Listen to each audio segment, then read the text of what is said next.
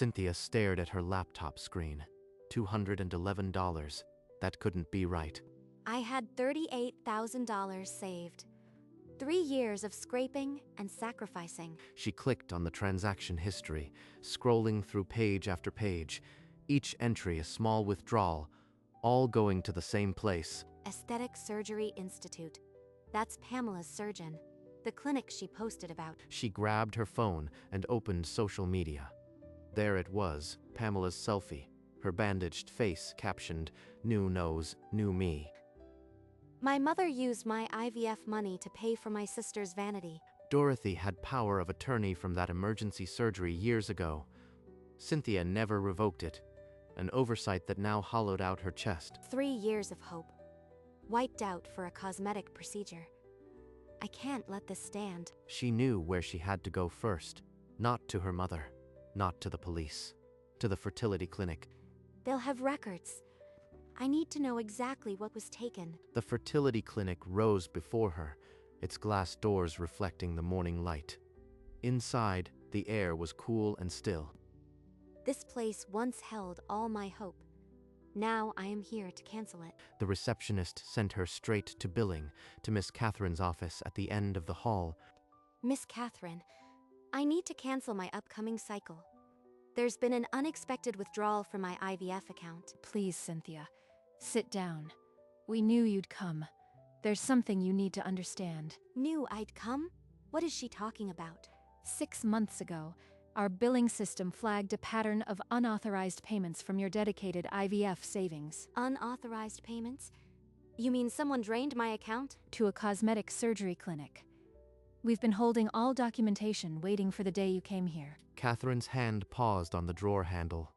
The silence stretched, heavy with unspoken details. Catherine unlocked the drawer and withdrew a thick folder of printed evidence. Every unauthorized transfer is here.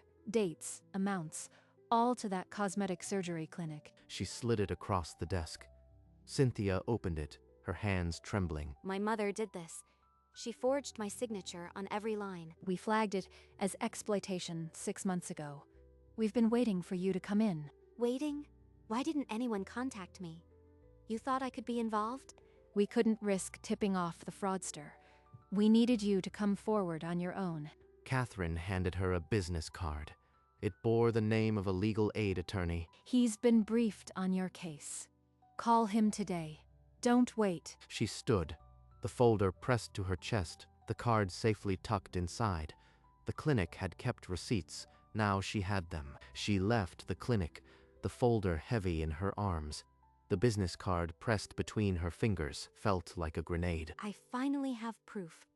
But using it means destroying what's left of my family. At her kitchen table, she laid out each page. 17 transfers totaling $38,000. She signed my name on every one. Not a single signature matches mine. The business card lay beside the evidence. Outside counsel, the clinic had said, If I call, there's no undoing it. But if I don't, she'll do it again to someone else. She dialed the number. Her thumb trembled over the call button. Hello. My name is Cynthia. I was referred by the fertility clinic billing department. I need to speak with an attorney about fraud. The receptionist booked her for the following morning. 10 o'clock sharp. Tomorrow, I stop being a victim. Tomorrow, I become the one who fights back. The law office was small and unassuming. Cynthia clutched the folder as she stepped inside. The attorney reviewed the documents carefully. He laid out each transfer, then leaned back. He explained the joint account fraud statute. Cynthia was the technical victim, and the crime was a felony. A felony. My mother could go to prison for years. The attorney listed outcomes: restitution, probation, but also significant jail time if she pressed charges. If I don't press charges, she won't face anything. If I do, I may never speak to her again. He placed a formal complaint in front of her, saying she didn't have to decide today, but the evidence was overwhelming. Overwhelming. Just like her betrayal. Cynthia stood, the unsigned complaint still on the desk. She needed time. I have the truth. Now I need the courage to use it. That night, sleep did not come. Cynthia paced the apartment, the unsigned complaint on the table a constant weight. Every time I close my eyes, I see her signature on those transfers. She didn't hesitate. Why should I? Morning brought no clarity. She scrolled through her sister's social feed. Pamela, smiling, the bandage now just a thin strip. No guilt, no gratitude. She flaunted it. While I was breaking inside, she posed for the camera. The anger crystallized into resolve. Cynthia picked up the phone and dialed the number for the DA's Financial Crimes Unit. My name is Cynthia. I need to report a felony fraud. My mother stole $38,000 from my IVF account. On the other end, a detective took down the details. Account numbers, dates, the clinic name. Each word felt like a grenade detonating. There's no taking this back. But I am not the one who should be scared. The call ended. A case number was assigned. An investigator would contact her within the week. I did it. Whatever happens now, I am not hiding anymore. The call came early in the week. Detective Harris requested an in-person interview at the station. This is it. No more waiting. He's taking it seriously. Maybe someone will finally believe me. She arrived with the folder of evidence pressed against her chest, her heart pounding. I've brought everything.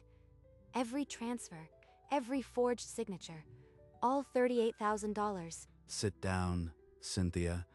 We'll go through it line by line. This is a serious case. She slid the folder across the table. Harris opened it and began reading without a word. He's not brushing me off. He's actually reading every line. He believes me. Harris looked up, his face unreadable. He asked if she was prepared to testify against her mother. I'll do whatever it takes. She stole my future, my chance to be a mother. He made a note, then picked up the phone. The cosmetic clinic would be contacted within the hour. Detective Harris dialed the Aesthetic Surgery Institute. The receptionist transferred him to billing without hesitation. The clinic's payment records were precise. One nose job, paid in full, patient, Pamela. Every withdrawal from Cynthia's account matched the clinic's invoice numbers to the penny. Harris added the new documentation to the growing file. The case was moving from allegation to airtight. He called Cynthia. Her voice was tight when she answered. What did they say? Did they confirm it was my mother? Pamela herself. The paying party is listed as Dorothy. This is enough to bring her in for questioning. Questioning. Not an arrest yet, but the walls are closing in on her. Harris promised to contact Dorothy that evening. He warned Cynthia not to tip her off. I won't say a word. Just do it. That evening, a patrol car pulled up to Dorothy's home. She opened the door in a silk robe, her face shifting from surprise to indignation. This is absurd. I have nothing to say without my lawyer. An hour later, she sat in the police interview room, arms crossed, her pearls still perfectly in place. Harris slid the documents across the table. Bank statements, clinic invoices, and the notarized power of attorney forms. That account was for family expenses. I am her mother. I had every right to use it. Every right. You took my last chance to conceive. Harris leaned forward. He reminded her that Cynthia was an adult with a separate legal identity. This wasn't a family matter. It was theft. Pamela needed it. She was suffering. Cynthia could have always saved more. Harris stood. The uniformed officer stepped forward. Dorothy was charged with 18 counts of financial fraud. It was done. The woman who gave me life just killed any chance of forgiveness. The next afternoon, Detective Harris called Pamela. Her shock was loud enough for the entire precinct to hear. This can't be true. Mom would never steal from her. That money was for my surgery, wasn't it? She dropped the call and dialed her mother. The argument that followed shattered two relationships at once. You used Cynthia's IVF money, and now I am an accessory. I could lose everything. Dorothy's muffled justifications only enraged Pamela more. She slammed the phone and scrolled to Cynthia's number. Pamela, I know what she told you. But that account was built for one purpose only, and it wasn't your nose. You ruined this family. Mom's in jail because of you. Couldn't you just let it go? The line went dead. Cynthia stared at the screen, her her sister's words searing through her. Let it go. Like I let go of 3 years of hope. Like I let go of my own dignity. The last thread was cut. No mother, no sister, only the echo of a family that had never really existed. 2 days after Pamela's call, Cynthia's phone rang again. The caller ID, fertility clinic. She almost didn't answer. Miss Catherine? Is something wrong with the investigation? Nothing wrong. I am calling with an offer. Our board reviewed your case. We want to comp your IVF cycle. Full cost covered, as an apology for the system failing you. Can this be real? A way to move forward without the money? Catherine explained the clinic's decision. They couldn't replace what was taken, but they could remove the financial barrier. You deserve a chance to become a mother, Cynthia. Let us give you that. No one has said that to me. Not my mother. Not my sister. A stranger offering hope. Yes. I accept. Thank you. I don't know how to thank you. She hung up and sat in the silence. The weight of the past weeks hadn't lifted, but a door had opened. For the first time since that morning at the laptop, I am not just fighting to get something back. I am fighting to build something new. The courthouse corridor was silent as Cynthia approached the heavy wooden doors of the hearing room. She took her seat in the gallery. Across the aisle, Dorothy wore a pressed suit and an expression of wounded innocence. I did what any mother would do. The money was for family.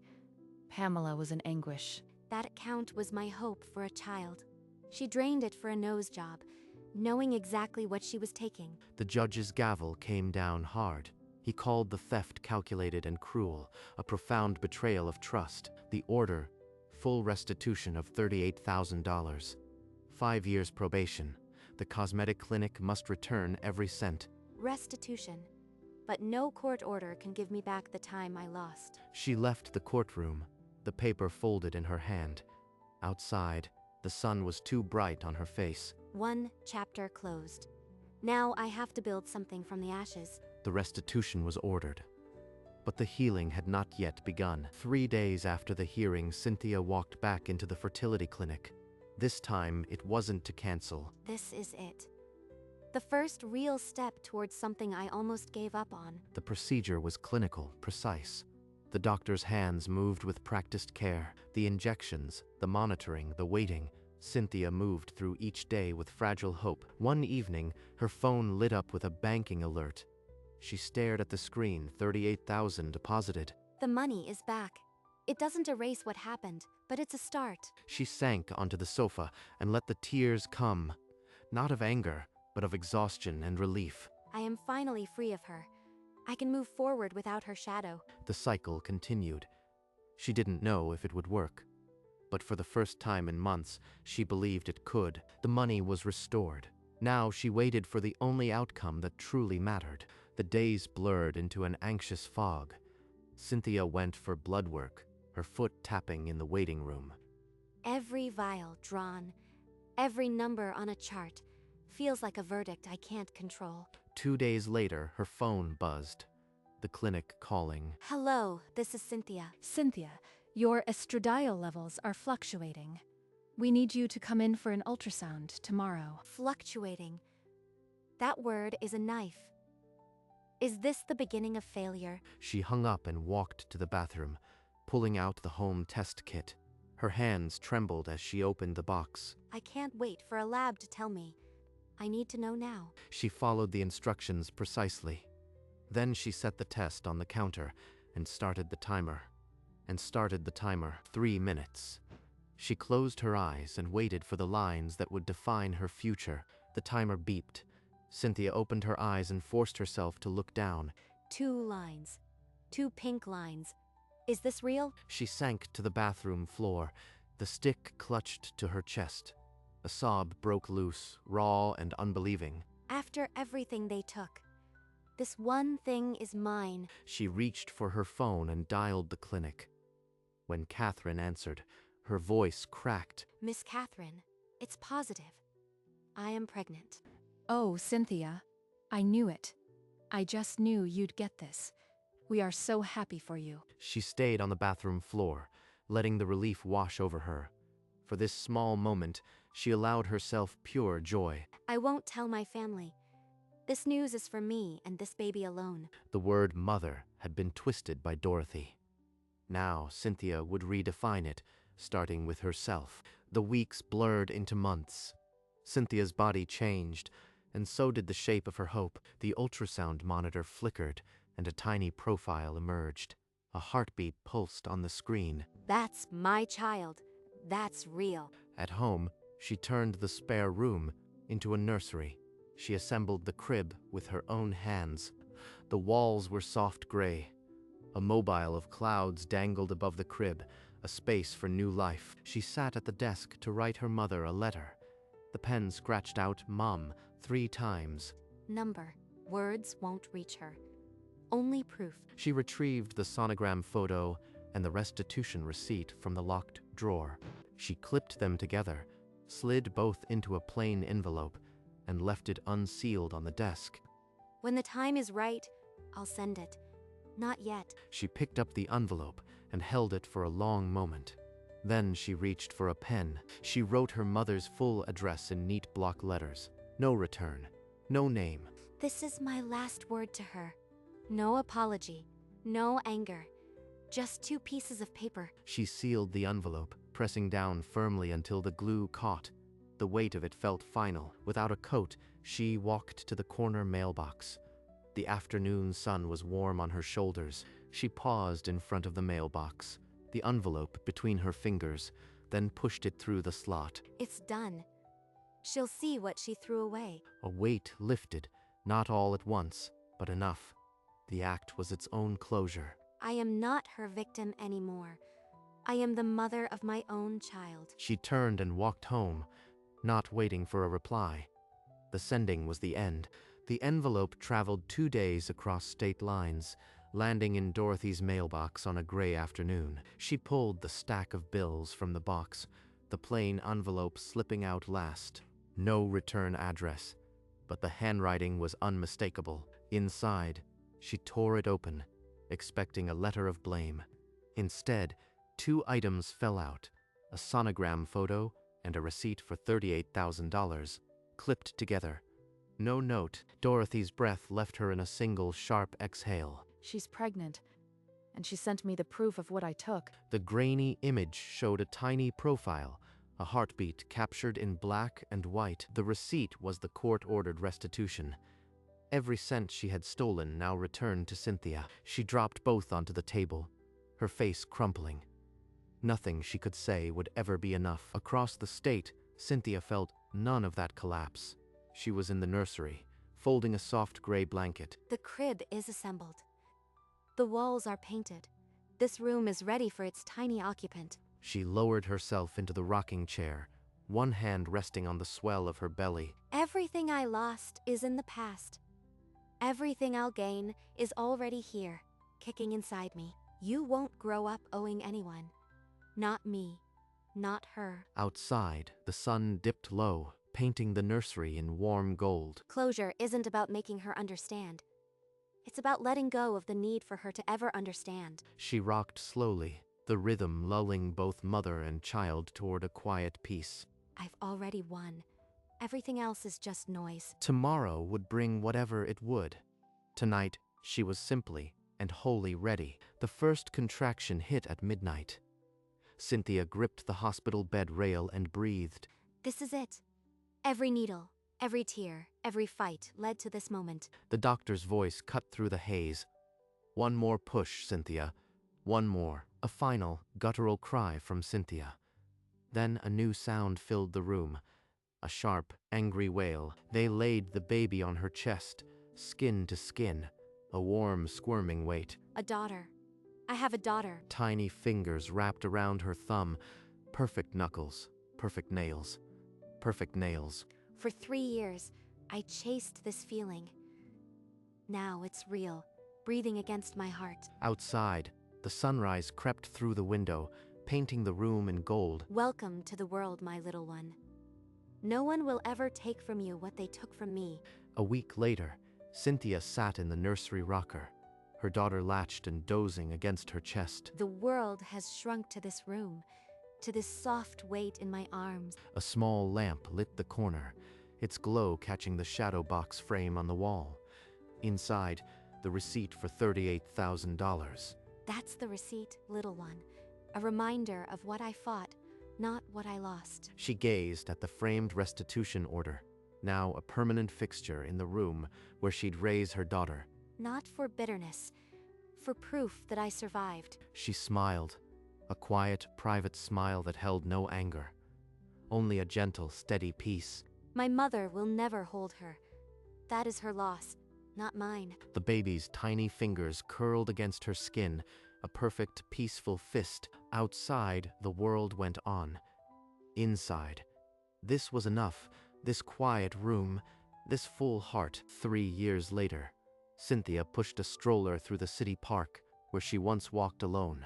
The money came back. The anger faded.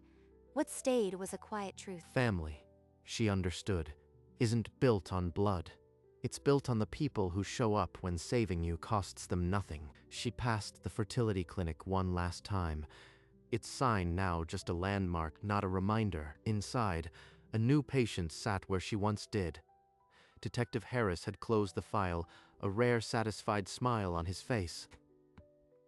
Cynthia squeezed her daughter's small hand and walked into the low afternoon sun. No note, no final word, just a life rebuilt, one gentle step at a time. The clinic kept the receipts, but Cynthia kept something greater, the proof that she was never the sum of what they took.